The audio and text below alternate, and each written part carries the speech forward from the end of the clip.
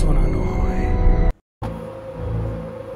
ভূত টাইম চ্যানেলে সবাইকে স্বাগত। আজকে তাজপুরের একটা ভয়ঙ্কর ঘটনা শোনাবো। পশ্চিমবঙ্গের দীঘার কাছে তাজপুর জায়গাতে একটা হন্টেড হোটেল রয়েছে, আর এই হোটেলের মালিকটা শেষ পর্যন্ত আত্মহত্যা করতে বাধ্য হয়। আর এই হোটেলের খুবই একটা অলৌকিক ঘটনা, যেটা আমাদের ওখানেই একটা কর্মচারী যিনি ডিউটি করতেন, সৌমেন পাল বলে, আজকে উনার বক্তব্য অনুযায়ী সমস্ত অলৌকিক ঘটনা এবং ওই হন্টেড হোটেলের ঘটনাটা সত্যিকারের আমি আপনাদের সামনে তুলে ধরব। পুরো ঘটনাটা মন দিয়ে আপনারা শুনুন এবং পুরো ভিডিওটা দেখুন, আপনাদের ভয়ে গা শিউরে উঠবে। পশ্চিমবঙ্গের দীঘার কাছে এই তাজপুর জায়গাতে যে হন্টেড হোটেলটা রয়েছে, ওখানে যে কর্মচারী সৌমেন পাল বলে নাইট গার্ডের কাজ করতেন, তেনার বক্তব্য অনুযায়ী আজকে সমস্ত ঘটনাটা আমি এখানে বলতে চলেছি। এই ঘটনাটা 2025 সালের ফেব্রুয়ারি মাসের দিকের ঘটনা। সৌমেন পাল বলে এই কর্মচারীটা ওখানকার একটা হন্টেড হোটেলে, এই হন্টেড কথাটা কিন্তু উনার বক্তব্য অনুযায়ী আমাদের কাছে এসছে। তো উনি ওই হোটেলের নাইট গার্ডের কাজ করতেন, কিন্তু উনার জীবনে এমন একটা ঘটনা হয় ওই হোটেলে, উনি সম্পূর্ণভাবে এই নাইট গার্ডের কাজটা ছাড়তে বাধ্য হয়। এই ঘটনাটা যেমন আমি বললাম যে 2025 সালের ঠিক ফেব্রুয়ারি মার্চ করে এই ঘটনাটা উনার জীবনে ঘটে। যখন উনি ওখানে নাইট গার্ডের কাজ করতেন, তখন উনার মনে হয়েছিল পশ্চিমবঙ্গের দীঘার কাছে এই তাজপুর জায়গাতে যে হন্টেড হোটেলটা রয়েছে, ওখানে যে কর্মচারী সৌমেন পাল বলে নাইট গার্ডের কাজ করতেন, তেনার বক্তব্য অনুযায়ী আজকে সমস্ত ঘটনাটা আমি এখানে বলতে চলেছি। এই ঘটনাটা 2025 সালের ফেব্রুয়ারি মাসের দিকের ঘটনা। সৌমেন পাল বলে এই কর্মচারীটা ওখানকার একটা হন্টেড হোটেলে, এই হন্টেড কথাটা কিন্তু উনার বক্তব্য অনুযায়ী আমাদের কাছে এসছে। তো উনি ওই হোটেলের নাইট গার্ডের কাজ করতেন, কিন্তু উনার জীবনে এমন একটা ঘটনা হয় ওই হোটেলে, উনি সম্পূর্ণভাবে এই নাইট গার্ডের কাজটা ছাড়তে বাধ্য হয়। এই ঘটনাটা যেমন আমি বললাম যে 2025 সালের ঠিক ফেব্রুয়ারি মার্চ করে এই ঘটনাটা উনার জীবনে ঘটে।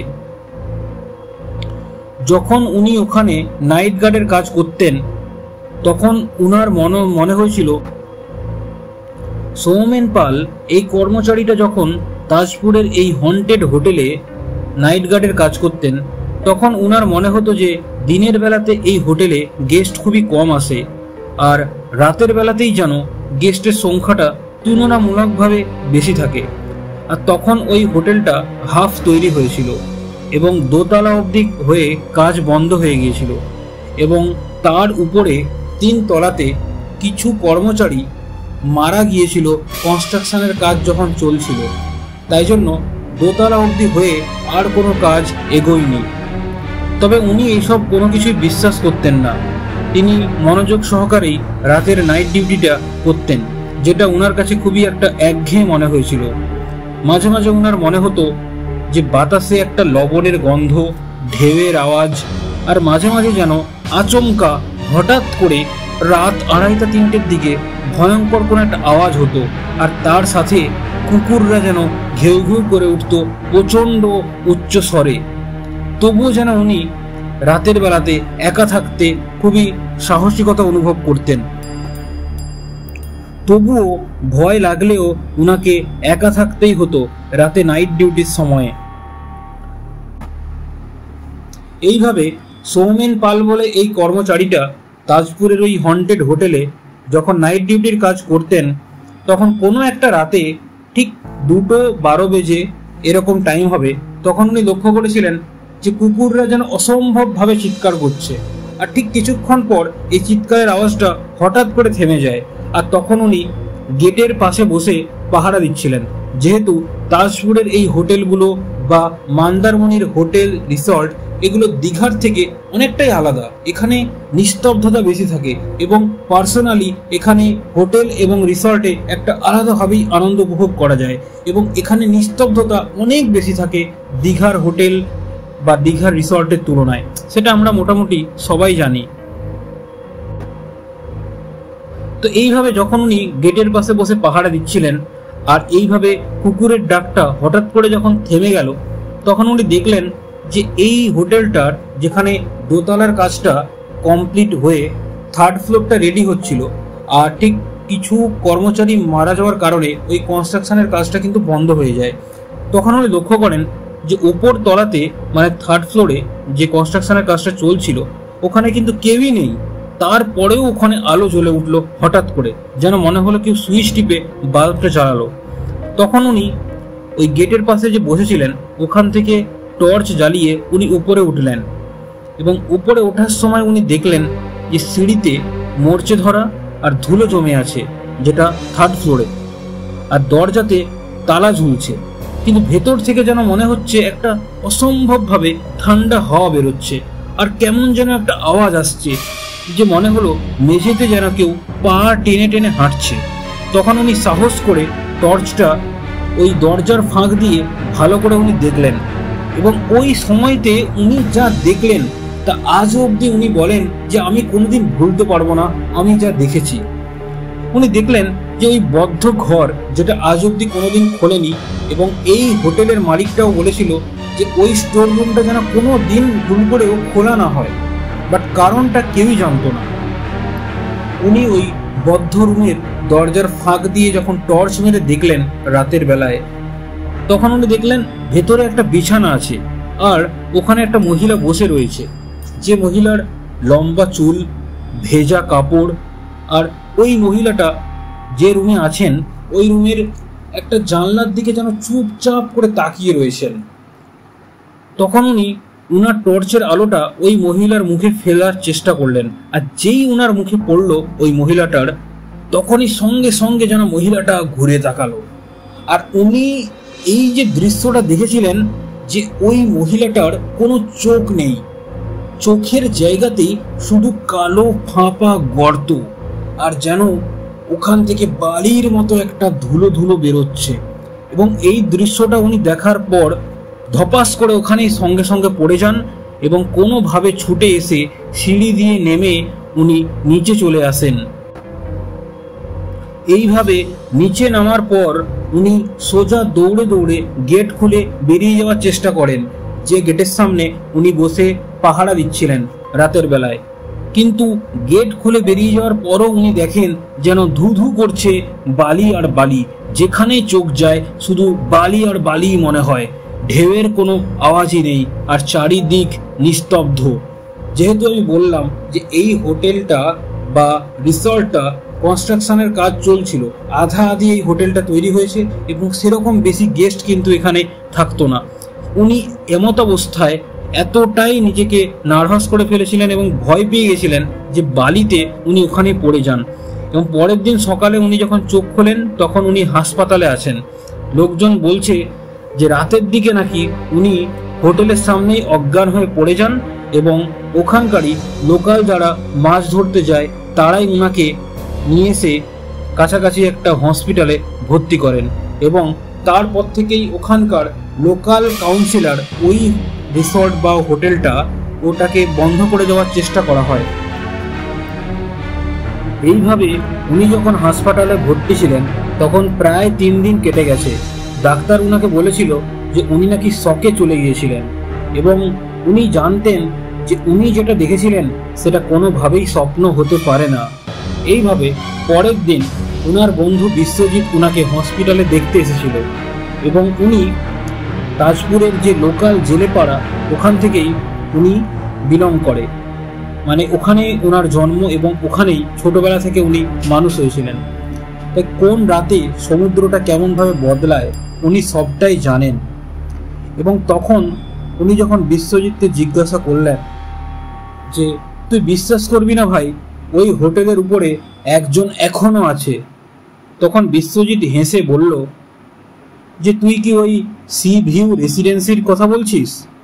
তখন উনি মাথা নাড়লেন এবং তখন বিশ্বজিতের মুখের হাসি সমস্ত কিছু মুছে গেল এবং বিশ্বজিৎ বলল যে ওই হোটেলটা কিন্তু একটা সময় অন্য নামে ছিল।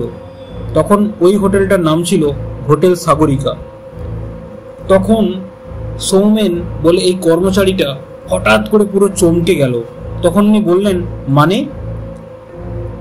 এবার বিশ্বজিৎ বলল যে এটা প্রায় 10 বছর আগেকার কথা। তখন হোটেলটা পুরো নতুন ছিল। কলকাতার একটা কাপেল ওই হোটেলে ছুটি কাটাতে এসেছিল, আর ওনার স্ত্রী তখন গর্ভবতী ছিল। রাতের দিকে যখন প্রচণ্ড ঝড় ওঠে, আর ঠিক তার পরের দিন সকালবেলায় দেখা যায় যে ওনার স্ত্রী, মানে কলকাতা থেকে যে কাপেলটা হানিমুন করতে এসেছিল, ওনার স্ত্রী সম্পূর্ণ নিখোঁজ হয়ে যায়। আর পুরো ওনার যে হোটেলটা অর্ধেকটা পুরো নাকি বালিতে ঢেকে গিয়েছিল। এটা বহু বছর আগেকার কথা, প্রায় 10 বছর আগেকার কথা। বিশ্বজিতের মুখ থেকে এই ঘটনাটা শোনার পর সৌমেন পুরো থমকে যায় এবং সৌমেন জিজ্ঞাসা করে, তারপর কি হলো? তখন বিশ্বজিৎ বলে যে লোকজন অনেক খোঁজাখুঁজি করেছে, কিন্তু উনার দেহটা, মানে ওই স্ত্রীর দেহ কোনোদিন আর পাওয়া যায়নি।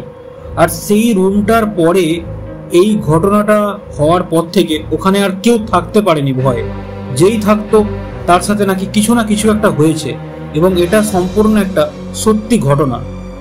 শেষ পর্যন্ত এই হোটেলটার মালিক, যে এই হোটেলে প্রায় 2nd ফ্লোর অব্দি কাজ কমপ্লিট করার পরে এখানকার মালিক কিন্তু আত্মহত্যা করতে বাধ্য হয়।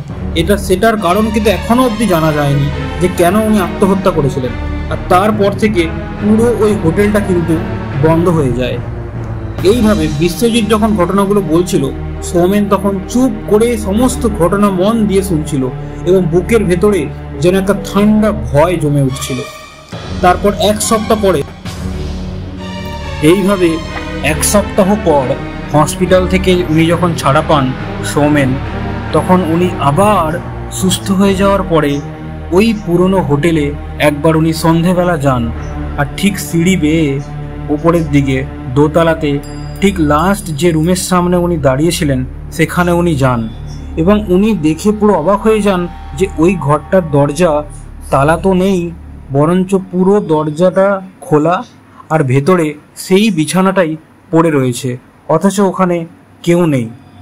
ঠিক কিছুক্ষণ পরে উনি যখন ভালোভাবে লক্ষ্য করেন যে দূরের দিকে দেওয়ালে যেন একটা প্রেগনেন্ট মহিলার ছায়া, এবং তখনই উনি আস্তে আস্তে পুরো ঘটনাটা বুঝতে পারেন এবং কোনোভাবে উনি ভয় পেয়ে সিঁড়ি থেকে দৌড়ে দৌড়ে নেমে এসে দূরে চলে যান। ঠিক তারপরে 2-3 দিন পর হবে, ওখানকার লোকাল পুলিশ ওই হোটেলটারই আশেপাশে পরীক্ষা নিরীক্ষা করার জন্য এবং কিছু খোঁজার জন্য আসে, এবং ওখানকারই আশেপাশের যখন বালি খুঁড়ে পুলিশ 2 থেকে 3টে কঙ্কাল পায় এবং একটা ব্রোঞ্জের চেন খুঁজে পায়। পুরো এই কঙ্কালগুলোর যখন ফরেন্সিক টেস্ট করা হয়, ডাক্তাররাও বলে যে এই কঙ্কালগুলো প্রায় আজ থেকে 10 বছরের পুরনো। আর ঠিক 10 বছর আগেই এই হোটেলটার নাম কিন্তু চেঞ্জ করে নতুন নাম রাখা হয়েছিল। এরপর এই পুরো ঘটনাটা আশেপাশের অঞ্চলে ছড়িয়ে পড়ে এবং সমগ্র তাজপুর এলাকাটা যেন উত্তাল হয়ে যায়। এখানকার লোকাল পত্রিকাতেও এই খবরটা বেরিয়ে পড়ে যে তাজপুরের এরকম সি ভিউ রিসর্টের আশেপাশের এলাকাতে বালির মধ্য থেকে 2 থেকে 3টে কঙ্কাল উদ্ধার হয় এবং একটা ব্রোঞ্জের চেন পাওয়া যায়। এরপর তাজপুরে যারা রেগুলার মাছ ধরতে যায় তারাও কিন্তু ওই দিকে আর হাঁটতে যেত না এবং ওই দিকটা তারা কোনোভাবেই অ্যাভয়েড করার চেষ্টা করত এবং অন্য রাস্তা দিয়ে রেগুলার মাছ ধরতে যেত। এরপরে সরকারি নির্দেশ আসে যে ওই জমিটাকে পুরো নতুন করে পরিষ্কার করতে হবে আর পুরনো হোটেলটা ভেঙে নতুন একটা কোনো রিসর্ট বানানো হবে বিদেশি টুরিস্টদের জন্য। আর ঠিক 2025 সালের এপ্রিল মাসের দিকে কাজ শুরু হয়। তখন এই সৌমেন বলে কর্মচারীটা, উনি ওই তাজপুরেই ছিলেন এবং উনি কিন্তু এই কাজের সাথে জড়িত ছিলেন না, কিন্তু উনি শুনতে পান যে হোটেল ভাঙার এই ঘটনাটা যখন চলতে থাকে তখন ওখানকার একজন কর্মচারী, যিনি এই কনস্ট্রাকশনের কাজে যুক্ত ছিলেন, রাকেশ সাঁওতাল বলে, উনি বলেন যে আমি তখন পাশের চা দোকানে বসে চা খাচ্ছিলাম, কিন্তু যেই জিনিসটা আমি দেখেছিলাম ওটা কখনো একটা মানুষ হতে পারে না। যখন এই হোটেল ভাঙার কাজটা চলছিল ঠিক দোতলাটা গুড়িয়ে যখন ঠিক গ্রাউন্ড ফ্লোরটা ভাঙার কাজটা শুরু হয়, তখনই বুলডোজার যেন হঠাৎ করেই বন্ধ হয়ে যায় এবং মনে হলো যে ওই মেশিনটার লোহার উপরে যেন কেউ একটা হাত রেখে আছে। কোনোভাবেই মেশিনটাকে নাড়ানো যাচ্ছিল না। সকলে ভেবেছিল হয়তো এই বুলডোজারটার পেট্রোল শেষ হয়ে গেছে, কিন্তু দেখা যায় ইঞ্জিন চালু আছে, কিন্তু সামনের যে ভাঙার জন্য যে যন্ত্রটা কোনোভাবে যেন কেউ হাত দিয়ে চেপে আছে, নাড়ানোই যাচ্ছিল না। এবং সমস্ত জিনিসটা, যিনি বুলডোজারের মালিক ছিলেন কার্তিক, উনি কিন্তু প্রচণ্ড অবাক হয়ে যান এবং সেকেন্ড টাইম উনি ওখানে যেতে কোনোভাবেই আর রাজি হননি। তখন এই রাকেশ বলে যে কর্মচারীটার কথা বলছিলাম, যিনি ওখানে সাক্ষী ছিলেন, তিনি বলেন তারপর থেকে এই ঘটনার পর এই কাজটা পুরোপুরি বন্ধ করে দেওয়া হয় এবং এই রিসর্টটা যে ভাঙা অবস্থায় রয়েছে এইভাবে ভাঙা অবস্থাতেই থেকে যায়। এইভাবে এই জায়গাটা পরিষ্কার করে নতুন রিসর্ট তৈরি করার কাজটা পুরোপুরি থেমে যায় এবং ওইভাবেই কিন্তু দোতলাটা ভেঙে গ্রাউন্ড ফ্লোরটা আধ ভাঙা হয়েই পড়ে থাকে, মানে পুরো কাজটা কিন্তু ওখানেই বন্ধ হয়ে যায়। এরপর 3 দিন পরে ভোরবেলা যখন লোকাল জেলেরা মাছ ধরতে যায় ওই রাস্তা ধরে, তখন তারা লক্ষ্য করে ওখান থেকে দূরে সমুদ্রের দিকে একটা নৌকার পাশে ভাঙা ট্রাইপড পড়ে রয়েছে আর গ্লাসে মোড়ানো কয়েকটা বোতল রয়েছে। ওখান থেকেই ওই ট্রাইপডটা কালেক্ট করে পুলিশ যখন একটা ক্যামেরা নিয়ে ওখানকার রেকর্ডিংগুলো ভালো করে একটা ডেস্কটপে চালিয়ে দেখে আর মেমোরি কার্ডটা খুলে নেয়, ওখানে দেখা যায় যে ঠিক আগের দিন রাত 2:37-এর সময় একজন ইউটিউবার হাতে টর্চ নিয়ে ওখানে হাঁটছিলেন এবং উনি ওই সি বিচ ধরে যখন হাঁটছিলেন তখন উনি বলছিলেন যে একটা ভিডিওর মাধ্যমে যে তাজপুরের এই পুরনো হোটেলে একজন কেয়ারটেকার মারা যায়। আর ঠিক তখনই এই ভিডিওটা এতটা হয়েই পুরো সম্পূর্ণ জিনিসটা নিস্তব্ধ হয়ে যায় আর ক্যামেরাটা হাত থেকে পড়ে যায় আর বালির উপরে পুরো জিনিসটা যেন চাপা পড়ে যায়। ভিডিওটাতে এতটুকুই ক্লিপটা ছিল। ভিডিওটার শেষ 3 সেকেন্ডে এটাই শোনা যায় যে সমুদ্র নয়, একটা যেন নিঃশ্বাস টানার শব্দ আর তারপরেই একটা পুরো নিস্তব্ধতা। তদন্তে পুলিশ জানায় যে কোনো রকমভাবে কোনো লাশ পাওয়া যায়নি, শুধুমাত্র ওই ক্যামেরা আর একটা ভাঙা ট্রাইপড। তারপরেই এই সমস্ত ঘটনার পরে পুরো হোটেলটা সরকারিভাবে বন্ধ হয়ে যায় এবং ওখানকার মালিক যিনি আত্মহত্যা করেছিলেন তার ছেলে বলে যে ওরা নাকি রাতের বেলাতে রুম পাল্টে ওই হোটেলেরই পুরনো একটা স্টোর রুমে ঢুকেছিল। যে ইউটিউবারটা মারা যায় ওর বন্ধুরা এবং ওই ছেলেটা স্টোর রুমে রাতের বেলা দেখতে যায়, যেটা সম্পূর্ণভাবে নিষিদ্ধ ছিল। এই ঘটনার পর স্থানীয় লোকেরা ওই জায়গাটাকে এখনও রুম 13 বলে ডাকে, যদিও আসলে এরকম বলে কোনো রুম নাম্বার ওখানে নেই। এটাই ছিল আজকের এই তাজপুরের ঘটনা।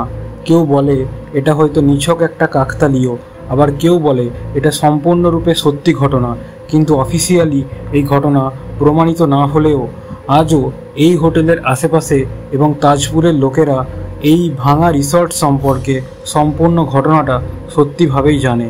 আজকে আপনাদের এই তাজপুরের হন্টেড ভাঙা একটা হোটেলের ঘটনা কেমন লাগলো আপনারা কমেন্ট সেকশানে জানাবেন এবং এইভাবে ছোট হলেও সত্যিকারের একটা হরর হন্টেড ঘটনা আপনাদের শোনাতে চাই এবং একটা সাবস্ক্রাইব, লাইক, শেয়ার করে এই ভূত টাইম চ্যানেলের সঙ্গে থাকবেন এবং এটাকে এগিয়ে নিয়ে যেতে সাহায্য করবেন। চললাম।